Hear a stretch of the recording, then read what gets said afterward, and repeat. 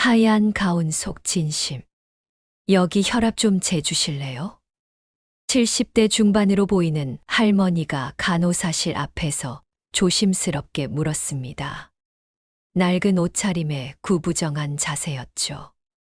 복도를 지나던 사람들의 시선이 스쳤지만 민서의 얼굴엔 따뜻한 미소만 남아 있었습니다. 그녀는 몰랐습니다. 지금 자신 앞에 선 이 할머니가 평범한 노인이 아닌 이 병원 최대 지분을 가진 사람이라는 걸.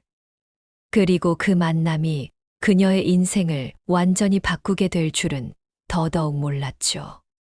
사연 시작하기 전에 구독 버튼을 눌러주세요. 오늘 하루가 조금 더 특별해질 거예요. 서울 강남 한복판, 하늘을 찌를 듯 솟아있는 28층 건물. 서울중앙병원의 최상층 이사장실에서 박정희 이사장은 통유리창 너머로 펼쳐진 도시를 내려다보고 있었습니다. 71살의 나이에도 단정한 머리, 예리한 눈빛, 그리고 한치의 흐트러짐 없는 정장 차림. 그녀는 이 병원의 최대 주주이자 창립자의 미망인이었죠. 책상 위에는 오늘 아침 비서가 올려둔 보고서가 펼쳐져 있었습니다.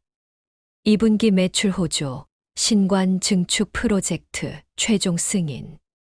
모든 숫자가 완벽했어요. 하지만 정의의 시선은 숫자가 아닌 창밖 어딘가를 향해 있었습니다. 노크 소리가 들렸습니다. 들어오세요. 정의의 목소리는 부드러우면서도 단호했습니다.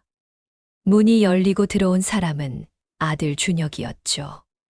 36살의 준혁은 신경외과 전문의이자 병원의 부원장이었습니다.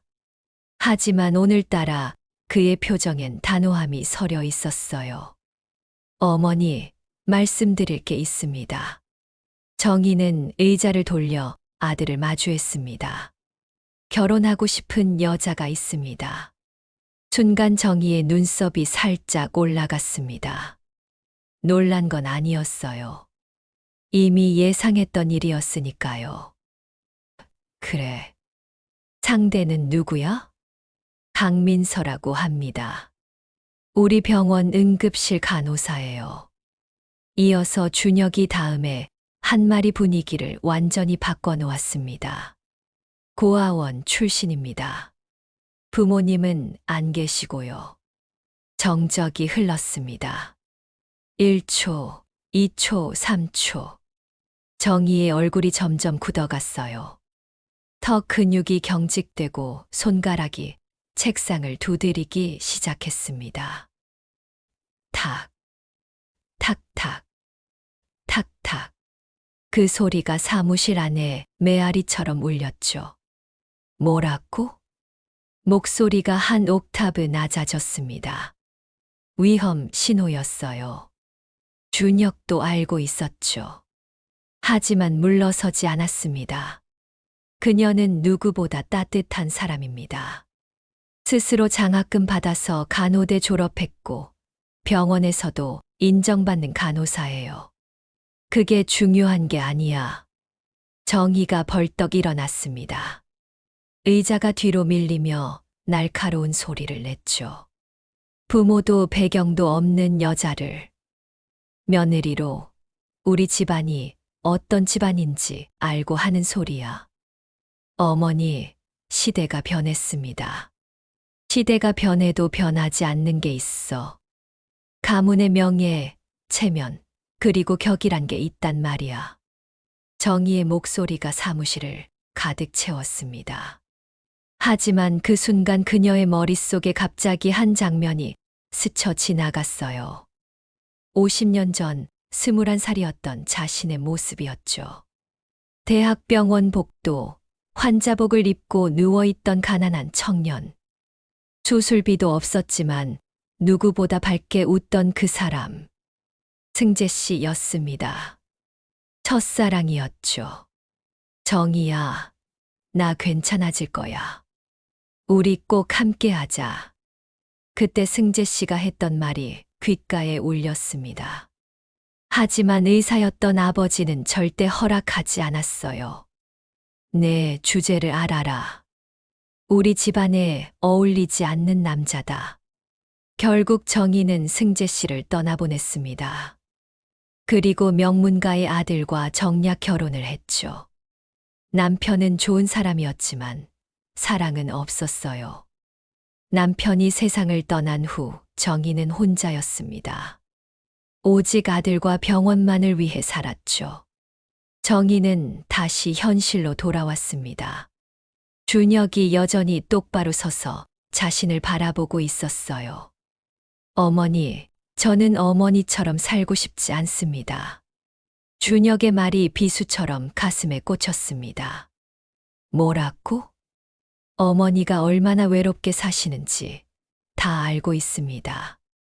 혼자 식사하시고 혼자 잠드시죠. 그게 행복하십니까? 정희의 눈가가 미세하게 떨렸습니다. 나가. 어머니. 나가라고 했다. 준혁은 들고 왔던 사진을 책상 위에 조용히 놓았습니다. 그리고 돌아서서 걸어갔어요. 문 닫히는 소리가 들렸습니다. 홀로 남은 정희는 다시 의자에 앉았습니다. 사진을 집어들었어요. 사진 속에는 선해 보이는 인상의 여성이 밝게 웃고 있었어요. 간호사 유니폼에는 강민서라는 이름표가 달려 있었습니다. 갑자기 가슴 한 구석이 답답해졌습니다. 목걸이를 느슨하게 풀었어요. 창밖을 다시 바라봤습니다. 저 멀리 한강이 보였죠. 그리고 그 너머 어딘가에 아들이 사랑하는 여자가 있을 것입니다. 정희는 서랍을 열었습니다. 가장 안쪽 아무도 모르는 비밀칸에서 낡은 사진 한 장을 꺼냈어요. 빛바랜 흑백 사진 속에는 젊은 날의 자신과 승재 씨가 웃고 있었습니다. 승재 씨. 정희가 나지막이 중얼거렸습니다. 미안해요. 내가 너무 겁쟁이였어요. 그때 전화가 울렸습니다. 비서였어요. 이사장님, 오후 3시 이사회 준비되었습니다. 알겠습니다. 정희는 사진을 다시 서랍에 넣었습니다. 그리고 일어섰습니다. 다시 완벽한 이사장의 모습으로. 하지만 마음 한구석에서는 작은 목소리가 울리고 있었습니다. 이번엔 실수하지 않겠어. 아들에게 내가 겪은 아픔을 물려주지 않겠어. 하지만 정말 그 여자가 우리 집안에 어울리는 사람일까? 고아원 출신이라니. 부모도 없고 배경도 없고. 정희는 고개를 저었습니다. 아니야. 이건 아들을 위한 일이야. 체면과 명예를 지키는 것, 그게 진짜 사랑이야. 그녀는 스스로에게 말했습니다. 문을 열고 나가는 그녀의 뒷모습은 여전히 꿋꿋했습니다. 하지만 그림자는 왠지 외로워 보였어요. 이사회실로 향하는 복도를 걸으며 정희는 결심했습니다. 그래, 내가 직접 만나봐야겠어. 그 여자가 정말 준혁이에게 어울리는 사람인지 내 눈으로 확인해야겠어. 하지만 그 결심 속에는 또 다른 감정도 숨어 있었습니다. 혹시나 하는 기대였죠. 정말 만약 그 여자가 승재 씨처럼 선한 사람이라면, 가난해도 따뜻한 마음을 가진 사람이라면? 정희는 다시 고개를 저었습니다. 아니야. 그런 사람은 이제 없어. 세상이 변했으니까. 하지만 정말 그럴까요? 정희의 마음속 깊은 곳에서는 알고 있었습니다. 자신이 두려워하는 건 체면이 아니라 다시 한번 사랑을 잃을지도 모른다는 두려움이라는 걸. 일주일이 지났습니다. 정희는 여전히 아들과 말을 하지 않고 있었어요. 민서의 사진은 서랍 깊숙이 넣어둔 채였죠. 하지만 마음은 계속 그곳을 맴돌고 있었습니다. 2025년 4월 8일 화요일 오후 2시. 하늘이 갑자기 어두워지더니 빗방울이 떨어지기 시작했습니다. 봄비치고는 세차게 내렸어요. 정희는 막 끝난 이사회를 마치고 엘리베이터를 타려던 참이었습니다. 그때 비서가 다급하게 다가왔어요. 이사장님, 1층 응급실 앞에서 환자가 쓰러졌다고 합니다. 보호자도 없고 노숙자로 보이는 분인데. 그래서요? 간호사들이 당황하고 있다고 합니다. 정희는 무심코 1층 버튼을 눌렀습니다.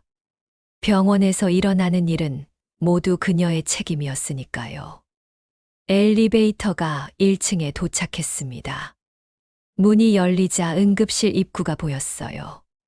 사람들이 웅성거리며 모여 있었습니다. 정희도 무심코 그쪽으로 걸어갔죠. 바닥에 노인 한 분이 쓰러져 있었습니다. 이르는 넘어 보이는 할머니였어요. 얼굴이 창백했고 숨을 가쁘게 몰아쉬고 있었죠. 옆에는 낡은 가방이 뒹굴고 있었고 빗물에 젖은 약봉지들이 여기저기 흩어져 있었습니다. 보안요원들이 당황한 표정으로 서 있었어요. 누구 하나 선뜻 나서는 사람이 없었습니다.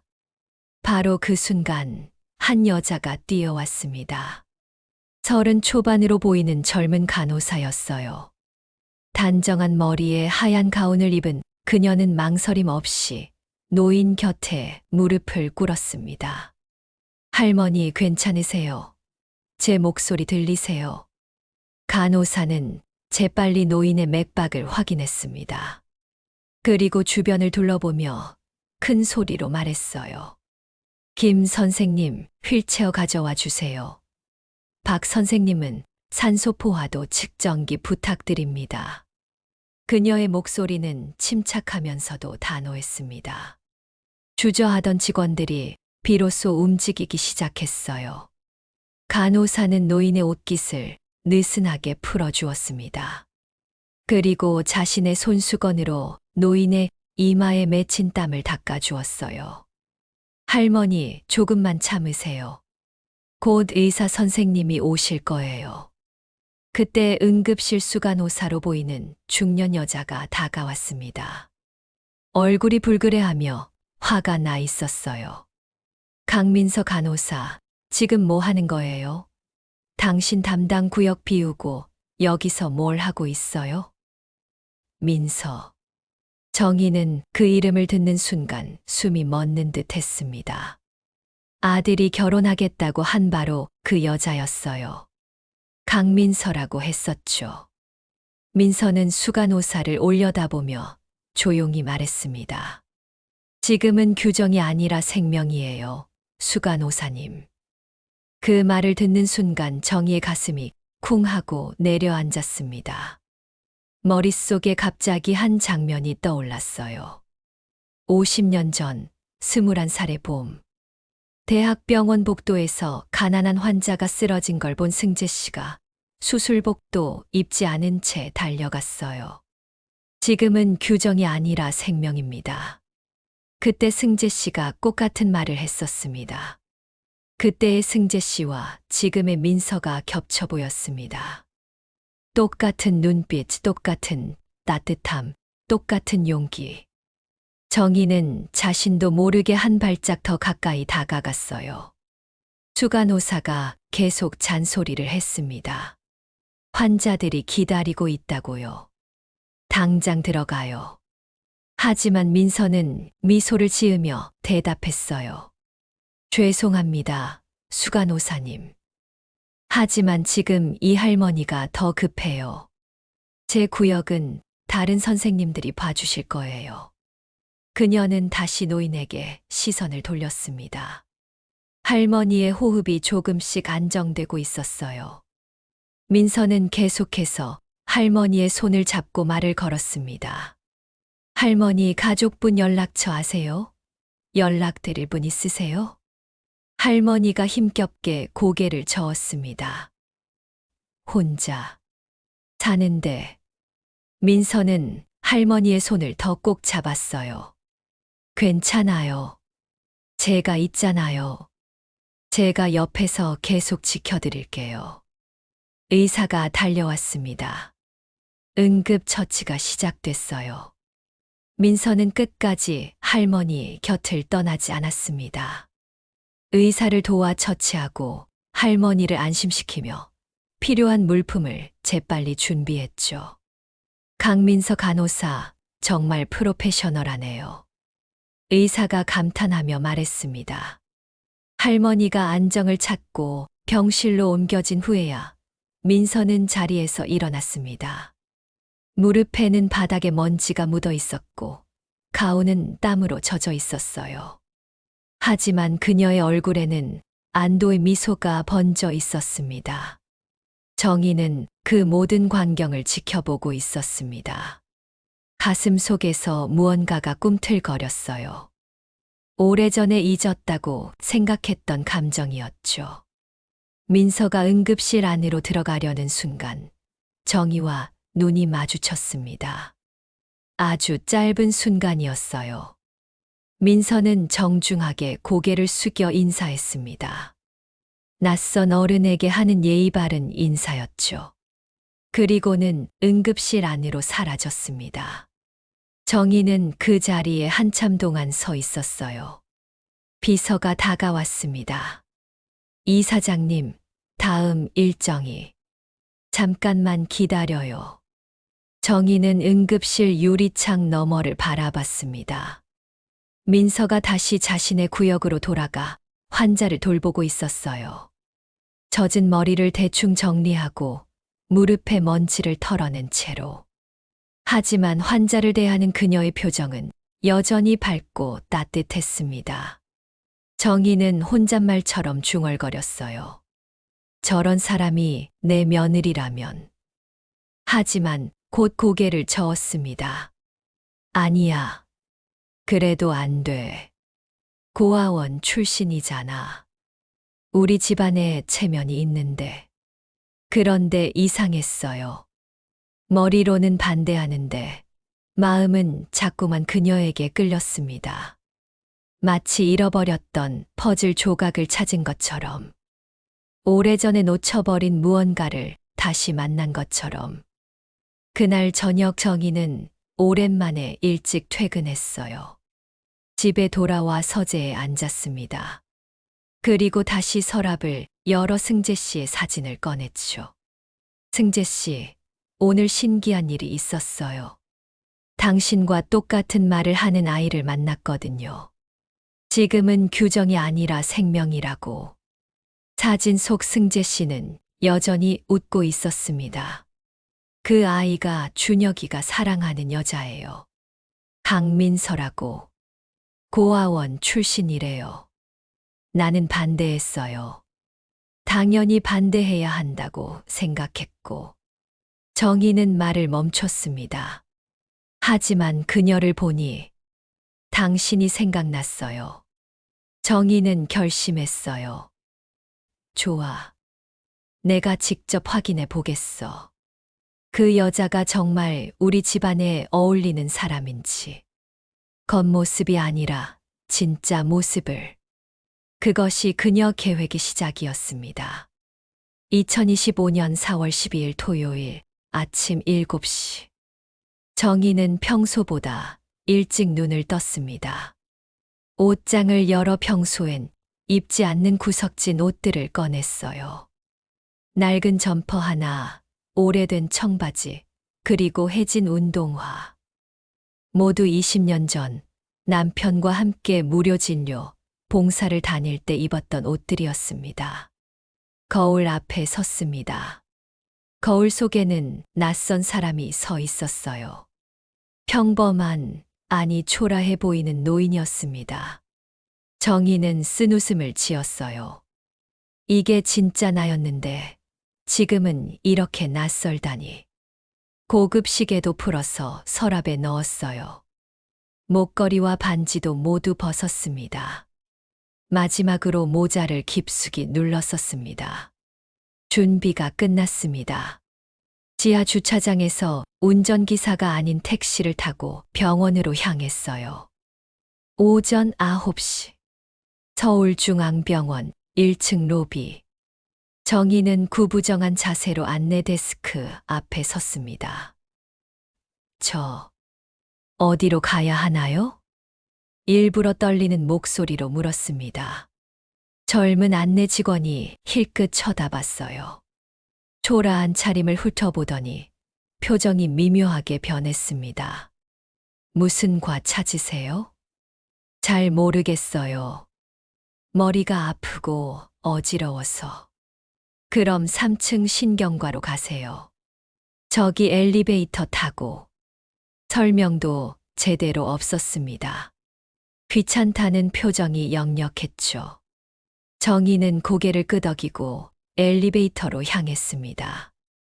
이게 현실이구나.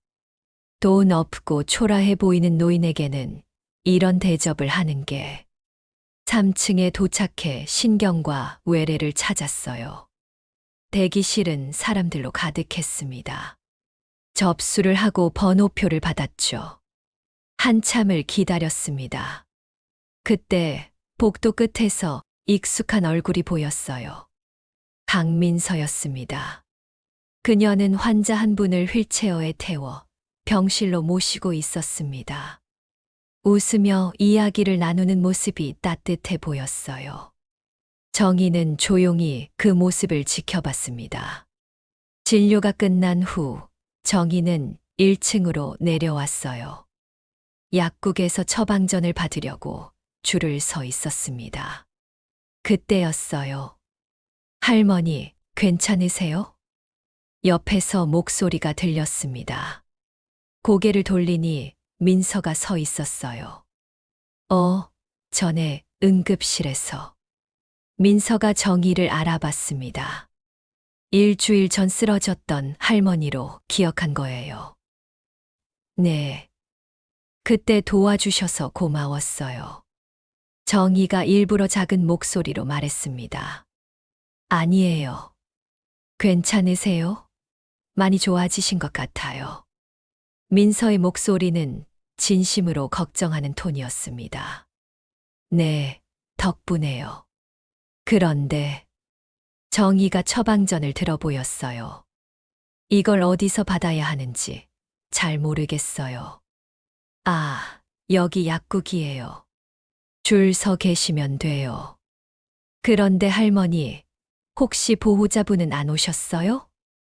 혼자 살아요. 민서의 표정이 순간 어두워졌습니다. 그러시구나. 할머니, 잠깐만 기다리세요. 민서는 어디론가 뛰어갔어요. 잠시 후 돌아왔을 때 손에 작은 수첩을 들고 있었습니다. 할머니, 이거 제가 만든 건데요. 병원 이용하실 때 도움 되실 거예요.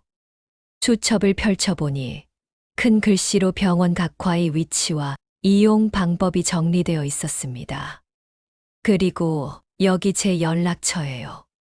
혹시 병원에서 어려운 일 있으시면 언제든 연락 주세요. 민서가 수첩 맨 뒤에 자신의 전화번호를 적었습니다. 정희는 수첩을 받아들며 물었습니다. 왜 이렇게까지 해주세요? 민서는 잠시 생각하다가 대답했어요. 저도 어렸을 때 혼자였거든요. 그때 누군가 이렇게 도와줬으면 얼마나 좋았을까 생각했어요. 그래서 제가 도울 수 있을 때 돕고 싶어요. 정희의 가슴이 뭉클해졌습니다. 고아원에서 자랐어요. 부모님 얼굴도 모르죠. 그래서 혼자 계신 분들 보면 더 마음이 가요. 민서의 목소리는 담담했습니다. 하지만 그 안에 깊은 외로움과 따뜻함이 동시에 담겨 있었어요. 그래도 좋은 사람들 많이 만났어요. 고아원 선생님들, 장학금 주신 분들, 병원 선배들. 그분들 덕분에 여기까지 왔죠. 이제는 제가 누군가에게 그런 사람이 되고 싶어요. 정희는 눈시울이 뜨거워졌습니다. 고맙습니다, 아가씨. 아니에요, 할머니. 당연한 거예요. 민서가 환하게 웃었습니다. 참, 할머니. 약 드실 때 주의사항도 적어드릴게요. 민서는 수첩에 복용법을 꼼꼼히 적어 주었습니다. 큰 글씨로 알아보기 쉽게. 식후 30분에 드세요. 그리고 이 약은 졸음이 올 수 있으니까 운전은 하지 마세요. 차도 없는데요. 그럼 다행이에요. 두 사람은 함께 웃었습니다. 그때 민서의 호출기가 울렸어요. 아, 응급실에서 부르네요.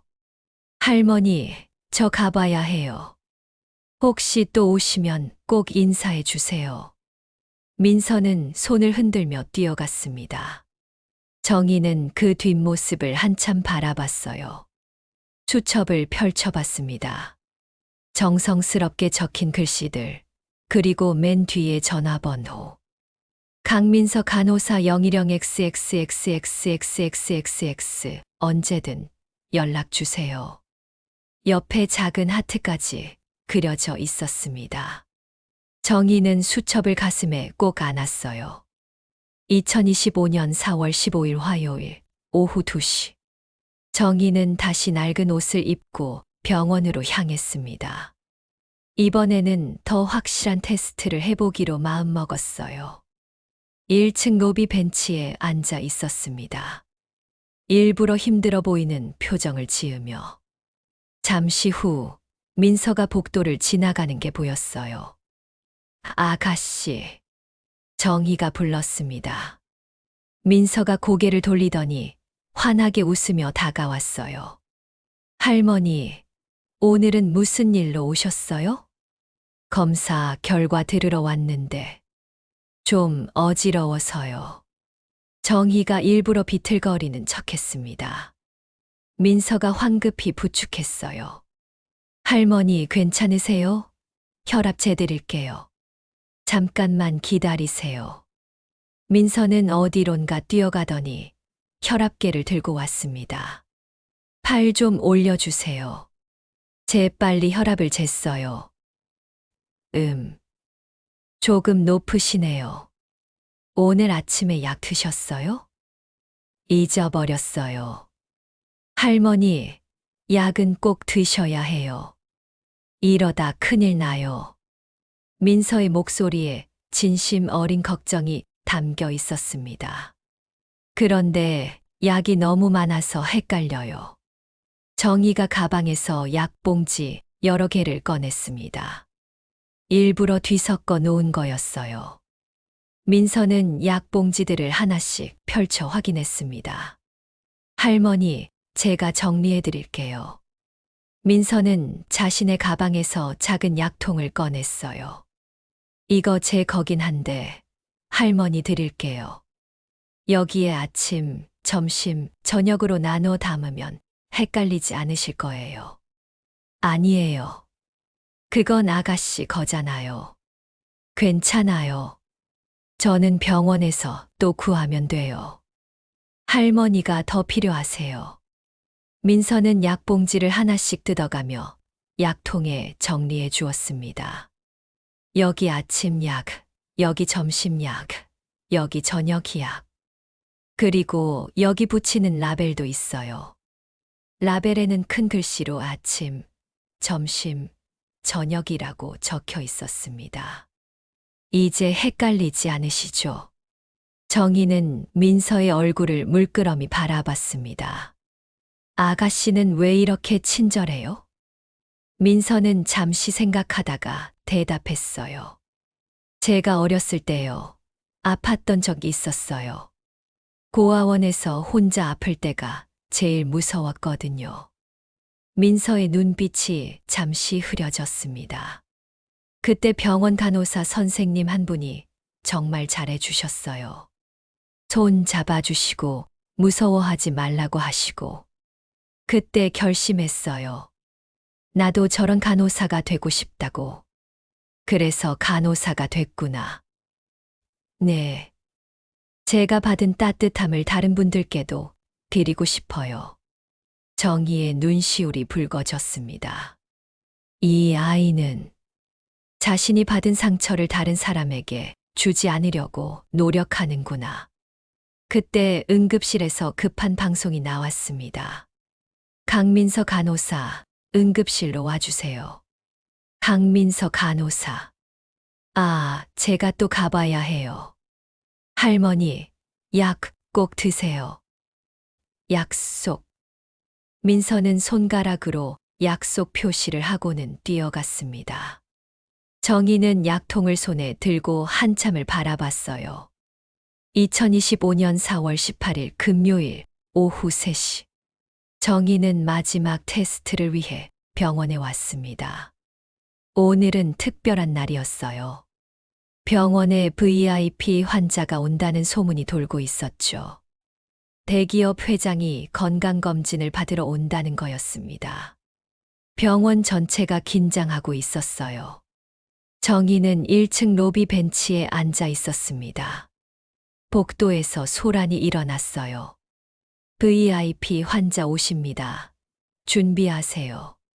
간호부장의 목소리가 들렸습니다. 직원들이 분주하게 움직이기 시작했죠. 고급 정장을 입은 남자가 비서들을 대동하고 들어왔습니다. 병원장이 직접 나와 맞이했어요. 어서 오십시오, 회장님. 수고들 많으시오. VIP 환자는 특별검진실로 안내됐습니다. 간호부장이 복도에서 간호사들을 불렀어요. 강민서 간호사. 네. 민서가 대답하며 나왔습니다. VIP 환자 검진 보조 좀 해줘요. 최고로 잘해야 해요. 네, 알겠습니다. 바로 그때였습니다. 복도 저편에서 비명 소리가 들렸어요. 할머니, 할머니. 보호자의 다급한 목소리였습니다. 정희는 고개를 돌렸어요. 복도 끝에서 한 할머니가 쓰러져 있었습니다. 손녀로 보이는 젊은 여성이 울며 할머니를 흔들고 있었죠. 민서도 그쪽을 봤습니다. 순간 망설임이 그녀의 얼굴에 스쳤어요. VIP 환자를 돌봐야 하는 상황. 하지만 저쪽에는 응급 환자가 있었습니다. 간호부장이 날카롭게 말했어요. 강민서 간호사, 빨리 VIP실로 가요. 민서는 잠시 두 곳을 번갈아 봤습니다. 그리고 결정했어요. 죄송합니다, 부장님. 민서는 VIP실이 아닌 쓰러진 할머니에게로 뛰어갔습니다. 제가 간호사예요. 잠깐 비켜주세요. 민서는 즉시 할머니의 상태를 확인했습니다.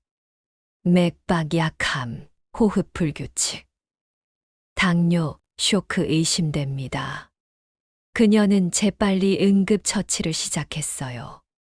누가 포도당 주사 가져와 주세요. 다른 간호사가 황급히 뛰어갔습니다. 간호부장이 얼굴을 붉히며 다가왔어요. 강민서 간호사, 지금 뭐 하는 거예요? 환자를 살리고 있습니다. 민서의 대답은 단호했습니다. VIP 환자는 어떡하고? 다른 선생님들이 충분히 잘하실 겁니다. 하지만 지금 이 할머니는 제가 아니면 안 됩니다. 민서는 시선을 떼지 않고 계속 응급처치를 했어요. 포도당 주사를 맞고 할머니의 상태가 안정되기 시작했습니다. 할머니 괜찮으세요? 천천히 숨 쉬세요. 할머니가 천천히 눈을 떴어요. 손녀가 울며 민서에게 인사했습니다. 정말 감사합니다. 정말 감사해요. 민서는 미소를 지었습니다. 다행이에요. 앞으로 식사 거르지 마세요. 그때 간호부장이 차가운 목소리로 말했어요. 강민서 간호사, 내 사무실로 와요. 지금 당장. 민서는 고개를 끄덕였습니다. 네, 가겠습니다. 정희는 그 모든 광경을 지켜보고 있었습니다. 가슴이 뜨거워졌어요. 저 아이는 VIP보다 생명을 선택했구나. 돈과 권력이 아니라 사람을 선택했어. 정희는 조용히 자리에서 일어났습니다.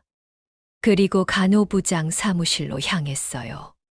문 앞에서 아내 대화가 들렸습니다. 강민서 간호사, 당신 때문에 병원 이미지가 엉망이 됐어요. 죄송합니다. 죄송하다고 끝나는 게 아니에요. VIP 환자가 화를 내셨다고요. 하지만 환자의 생명이 더 중요하다고 생각했습니다. 생명, 그 할머니는 다른 간호사들도 처치할 수 있었어요. 그 순간에는 제가 가장 가까이 있었습니다. 1초가 급한 상황이었어요. 민서의 목소리는 떨렸지만 단호했습니다. 강민서 간호사, 당신 정말.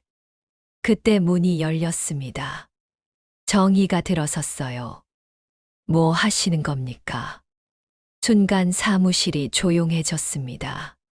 간호부장이 깜짝 놀라 일어섰어요. 누구세요? 정희는 모자를 벗었습니다. 그리고 천천히 말했어요. 박정희입니다. 이 병원 이사장이요. 간호부장의 얼굴에서 피가 사라졌습니다. 민서도 눈이 커졌어요. 믿을 수 없다는 표정이었죠. 이사장님. 지금 무슨 일이죠? 정희의 목소리는 차갑고 정중했습니다. 그게 강민서 간호사가 VIP 환자를 소홀히 해서. 소홀히요. 제가 보기엔 생명을 살렸는데요. 정희가 민서를 바라봤습니다. 강민서 간호사, 당신은 올바른 선택을 했어요. VIP든 일반 환자든 생명의 가치는 똑같습니다. 민서의 눈에 눈물이 맺혔습니다. 환자를 살리는 게 의료인의 본분입니다. 돈이 아니라 생명을 먼저 보는 것. 그게 제가 이 병원에서 원하는 정신이에요. 정희는 간호부장을 돌아봤습니다. 앞으로 이런 일이 없도록 하세요. 의료는 서비스가 아닙니다. 생명을 다루는 일이에요. 죄송합니다.